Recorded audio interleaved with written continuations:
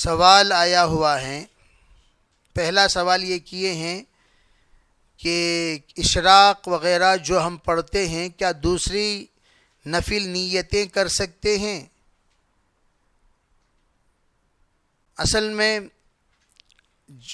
دو طرح کی نفلیں ہیں. ایک نفل منت والی، جیسے ہم نے نیت کی یا اللہ روزانہ میں اشراق پڑھوں گا، تو آپ نے ہول سیل نیت کر لی. تو ہول سیل نیت اگر کوئی کر لیتا ہے نماز میں روزانہ اشراق پڑھنے کی، تو اس کے اوپر ذمہ داری ہے روزانہ اشراق الگ سے پڑھیں.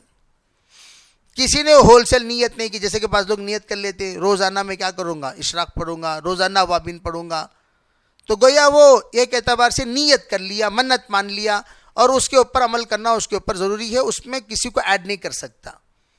اگر کوئی بندہ روزانہ الگ الگ نیت کرتا ہے، اشراق کی توفیق مل گئی تو اشراق کی، چاش کی مل گئی تو چاش کی نیت کرتا ہے، تو اس نے وضو کر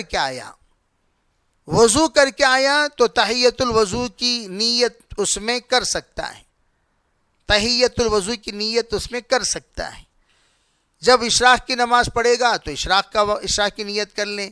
تحیۃ الوضو اور اشراق یہ دونوں کی نیت ایک نماز میں ادا ہو جائے گی. ہاں اگر کوئی مطلقاً صلاۃ الحاجت پڑھ رہا ہے، یعنی 2 رکعت نفل، اس نے 3 نیت کر لی، میں تحیۃ الوضو مسجد میں پڑھ رہا ہے، تحیۃ المسجد اور صلاۃ الحاجت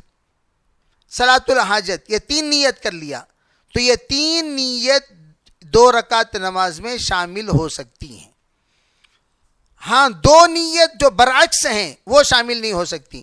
جیسے کسی نے صلاۃ الحاجت کی نیت کی اور اسی میں اس نے کیا کر لیا، صلاۃ الشکر کی بھی نیت کر لیا. اس لیے حاجت کے معنی اللہ سے مطالبے کے ہیں، شکر کے معنی اللہ نے جو عطا کیا اس پر جزاک اللہ کہنے کے ہیں. تو یہ دونوں الگ الگ ہو گئے.